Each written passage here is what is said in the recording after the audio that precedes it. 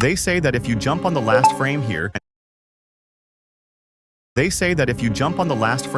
and skip the yellow orb, you can chill under the level hexagon force and skip 90% of it until the end. However, when I tested this in the original level, we can see there's a saw blade, and the spike wall is continuous until the floor. But we can see that from 40% until the end, the level has no hazards on the ground, meaning if we manage to fall there once, the level becomes free, and there is a way to that. It's a very long secret way starting in this dual mini ball. You want to carefully click here only once, then click the 2 yellow orbs extremely late. If you did it successfully, your player 1 ship should be at the bottom. Then you want to do this frame perfect here to skip the big portal, allowing you to stay as mini for now. This is only possible because the portals are not centered perfectly, and after you enter the icon part, you'll stay as mini and simply jump from this slope to get in between the saw blades and fall to the ground until the end. But if this is too hard, you can attempt this, which is much harder. This time you'll stay as the ball and ship at the same time. And although some timings are frame perfects, you should be able to pass it and stay as a big ball in this part, allowing you to get a free coin. Then you follow it with a couple of difficult timings and tough maneuvers. You should be back on track until you beat the level with swag all around you. They say that if you jump— Never attack AJ, even if you are the strongest, or this would happen. Yo, what is going on outside? What is that? Evacuate the village, I'll be right back. All right, I'm on it. We have a code red, set the alarms. Get systems online. You two, meet me at the docking bay.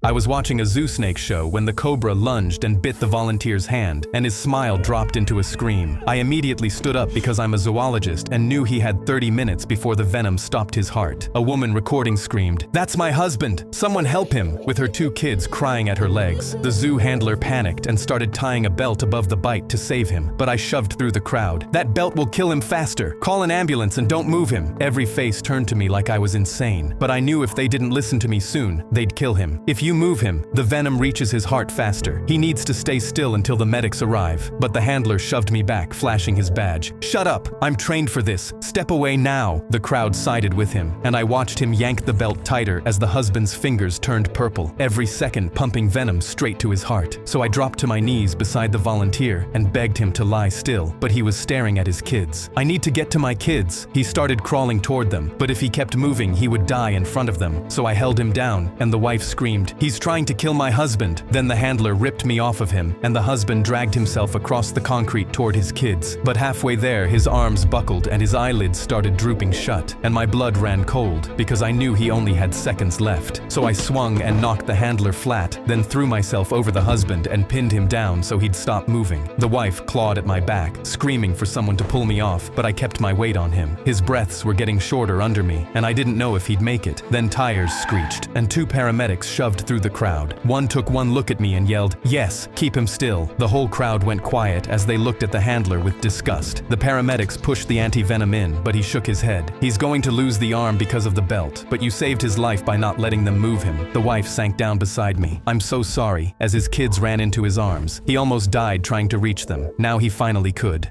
I was watching a zoo— Who's this kid spray